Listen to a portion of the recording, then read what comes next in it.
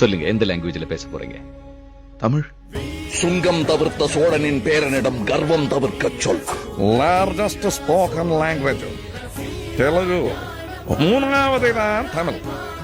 ஊர்ல எல்லாரும் என்ற அம்மாவை நல்ல வடிவான மனுஷி என்றுதான் சொல்லுவேன்.